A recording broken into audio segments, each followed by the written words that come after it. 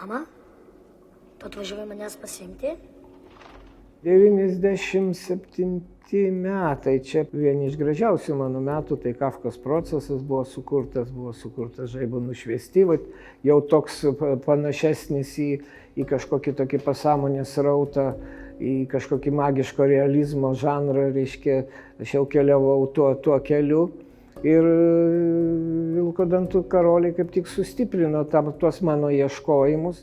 Iš karto man susidarė labai graži tokia kinematografinė vizija paskaičius, nes neįtikėtina buvo tokia nematyta, neskaityta tokia fantazijos, prisiminimų kažkokio. Visada jautrus tie kūriniai rašytojų, kurie liečia vaikystę, jie visada kažkokie tokie labai išskirtiniai ir labai asmeniniai. Ir kinematografui tai yra didžiulė dovana dėl vienos dar priežasties, kad Gutauskas buvo ir dailininkas, jis labai vizualiai labai, kaip sakant, aprašęs tuos prisiminimus, kurie jam iškildavo iš atminties. Kitas dalykas buvo, kaip suvaldyti visą šitą jo pasaulį, kadangi knyga gali sudaryti ir 500 puslapių ir daugiau, o scenarijus yra 60 puslapį. Ką išsirinkti, kokius, reiškia, kaip sakant, labai tikslius tau reikalingus epizodus iš jo didžiulės tokios mozaikos jo prisiminimų, kad neatsitiktų taip, kad su vandeniu ir kūdikį išmeti, reiškia, galbūt esminius dalykus tu tiesiog sunaikini ir tai buvo sudėtingas kelias. Ir mano vienas iš tokių dramaturgiškai ir struktūriškai sudėtingiausių filmų. Aš nugyvenau ilgą ir nuodėmingą gyvenimą. Daug kentėjau ir kitus kankinau. Mano visoms nuodėmėms aprašyti neužtektų ir jaučio odos. Artimieji, kuriems nusidėjau, atleido mano nuodėmės, bet ne viską galima atleisti. Kai perskaičiau visą romaną ir man galvojau, kokia drąsa yra autoriaus, reiškia, kur jau tas visada motinos paveikslas dažnai būna kaip kažkas tokio ikoniško, o jo šiuo atveju gan negailestingai, labai taip skausmingai aprašė. Ir aš galvojau, koks vaidmuo aktoriui, koks netikėtas visiškai personažas lietuviškoje kino dramaturgijoje. Ir kai aš jam pasakiau tą, jisai sako, ne, tu šito negali, aš tau neduosiu, reiškia, jos personažą traktuoti taip kaip knygoje. Ir mes ilgai ginčijomės, ir paskiau, reiškia, vis dėlto jo pasakymas buvo, kai jo paklausė kažkas iš žurnalistų, tai, reiškia, bus filmas pagal jūsų romaną Vilko dantų karoliai. Koks tai, kaip jums atrodo, koks tai bus filmas? Jis nusišypsojo ir pasakė, koks tai bus filmas, žino tik Dievas ir Puipa. Man iš viso Algimanto Puipos fantasmagorijos, jo interpretacija, jo paties sapnų, jo humoro jausmas, man visą laiką buvo labai artimas. Aš girdėjau, ką jisai sako tarp eilučių. Gal aš ne viską supratau, nes aš turėjau dar mažai patirties. Ir kine, ir gyvenime buvau be galo jauna, nors jau buvau, ačiū Dievui, motina. Pati savo gyvenime buvau mama, taip kad man tai irgi padėjo įeiti šitą vaidmenį. Siurprizas buvo, reiškia, Monikos Bičiūnaitės vaidmuo, kadangi paaiškėjo, kad jinai vizualiai labai panaši į Gutausko motiną. Ir jinai, žinoma, labai gražiai tik tai pasakė man po 30 metų, sako, aš tik dabar supratau, ką aš tada suvaidinau, reiškia. Sako, man buvo tas pasaulis, visiškai teatro pasaulis žinomas, o ką aš ten dariau, tai aš, reiškia, buvau tokiam kažkokiam sapno būsenoje vaidindama tą. Motinos vaidmuo šitame filme turėjo tokią ir paslaptį, nes pati motina, kaip mes supratome iš karto, nebuvo ta standartinė visų išsvajota motina. Ir dar pridėkime pokario laikus, apie ją sklandė visokie gandai ir kaip ir apie miesto paukštytės turėjo etiketę ir visokie kitokie. Supratome, jog mes turime šitą vaidmenį išlaviruoti ir kalbėti apie istoriją ir kartu neperžengti tam tikros ribos. Tai buvo mums labai įdomus iššūkis. Ir tame tarpe kažkokia tokia razinka, už kurios mes ir kabinomės. Ieškojome būdų, kaip tą motiną pateikti nemeluojant savo. Ir tas buvo fantastiškas momentas. Ypatingai, kadangi pati filmo stilistika leido mums tai daryti šitokiais potėpiais, štrichais. Taduli. Eik.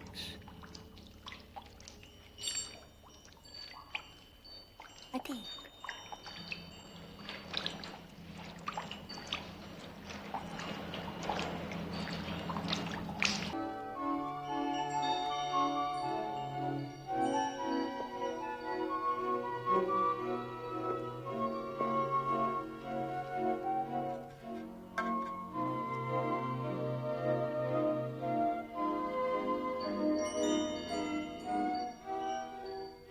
Pirmas, kas šauna į galvą, tai scena yra tokia scena, tuomet, kada aš jau parsivežu savo sūnų Tadą iš kaimo, iš senelių į miestą. Ir yra tokia scena, kuomet jisai grįžta namo, beldžiasi įeiti į namus. Ir aš jo neįsileidžiu tuomet, todėl kad aš su karininku geriu, žaidžiu kortomis ir rūkau Belamor kanalą. Ir jisai sako, mama, įleisk, ir aš sakau, Taduli, pažais dar kieme. Atrodo visiškai praeinama scena. Labai paprasta. Viena frazė. Man reikia tik tai pasukti galvą, mesti kortą, paimti cigaretę, išpūsti dūmą, pasakyti vieną frazę, viskas. Mes jai skyrėme filmavimo laikę patį mažiausią laiką, trumpiausią laiką.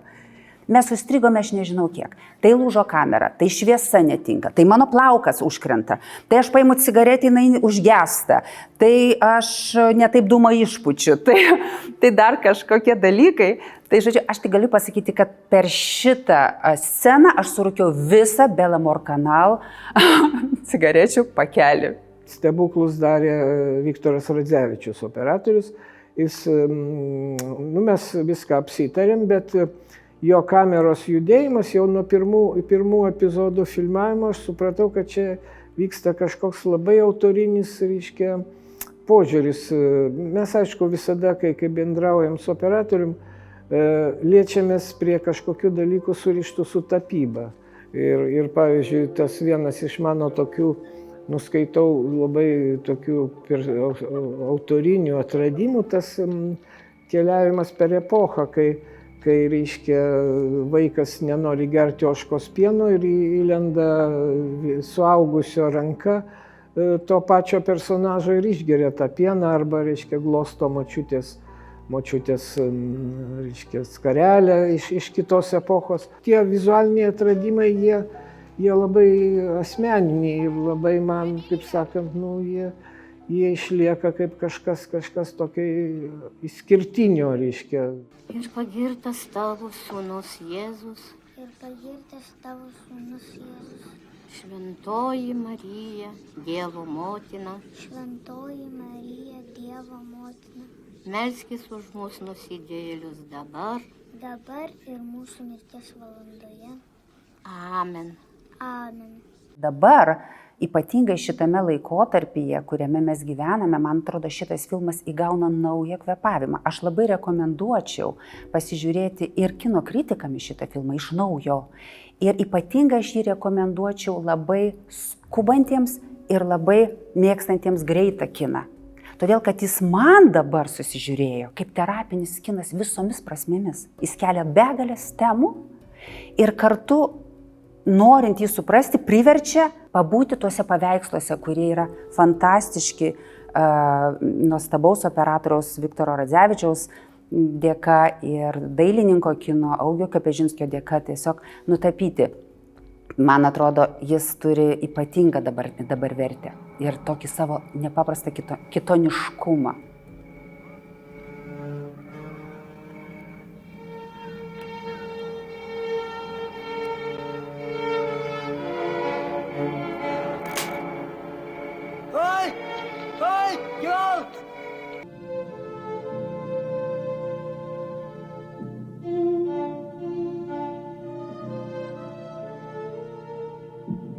tu sugalvoji vieną filmą, bet žmonės aplinkui tau suformuoja dar vieną, reiškia, sluoksnį, kuris yra, ir tas sluoksnis, kaip sakant, matyti yra pagrindinė scena, tai finalas. Tas finalas, kuris vienu kadru nufilmuotas, tas epochų susidėjimas į vieną kažkokį tokį chaosą, per tango ritmą, per tų pagrindinių herojų, reiškia, šokį.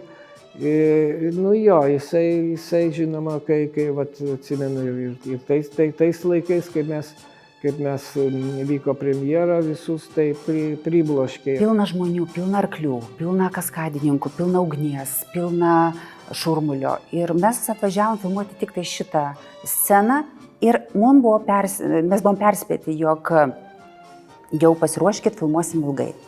Mes išgirstam muziką, tango ir pasileidžiam, kadangi žinom, kad daug tų dublių bus. Mes leidžiam savo tiesiog improvizuoti, durniuoti ir tiesiog pasileidom. Ir mes prašokom šitą tango ir po kelių minučių girdim, per ruporus praneša: ačiū.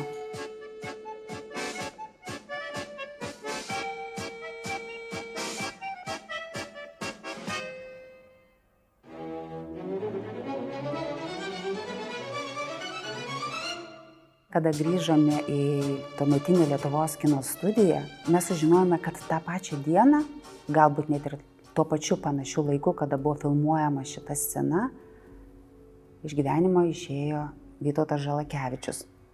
Tai irgi mes taip priėmėm tokį kaip palaiminimo ženklą. Aš atsimenu vieną reakciją. Tuo metu kultūros ministras buvo Šaltenis Saulius ir, reiškia, baigėsi peržiūra, jau atsistojom visi, reiškia, ir žiūriu, reiškia, didelis žmogus, Žilas, eina laiptais, žingiuoja, pribėgo prie manęs ir apkabino, pabučiavo. Tai aš supratau, kai ministras tave pabučiuoja, tais laikais buvo didelis įvykis. Tai tuo labiau rašytojas garsus. O žiūrovai taip buvo daug to tokio, ta prasme mano rato žmonės, jie labai tą žiūrėjo kaip kažkokį etapinį mano kūryboje darbą ir man pačiam, reiškia, iki šiol išliko, jis nepaseno. Lietuvoje jis nebuvo įvertintas turbūt tuo metu taip labai, kaip įvertintas ypatingai Skandinavijos šalyse, todėl kad gal jis iš tikrųjų ne tuo laiku gimė, jam reikėjo laiko. O Šiaurės šalių kino festivalyje aš esu pati liudininkė, nes aš atvežiau iš Ruano festivalio Grand Prix. Mes gavome pagrindinį prizą už geriausiai nufilmuotą kiną. Tai labai vertino, nepaprastai žavėjosi, žinoma, šitais operatoriaus darbu. Ir manęs klausėt keletą kartų, ar tai yra tiesa, kad jūs nufilmavote šitą filmą už 1 milijoną, man atrodo, litų. Kas yra kino biudžete, tai yra labai maži pinigai. Šitokį filmą su šitokiais vaizdais. Manęs vis klauso, ar tikrai tai yra tai, ar jūs neklystate. Tai pasirodo galima, viskas yra galima, kai tai atsiduria profesionalų ir tikrų menininkų rankose. Tai tikrai, man atrodo, ir tai didelė vertybė. Laisvės nesulaukęs, bet tikiu jūsų maldomis ir viešpatės gailestingumu, bijau prasitarti, bet gal juk turi būti žemėje teisybė. Jūsų tėvas Simonas. Brangiai. Visus apkabinu ir bučiuoju.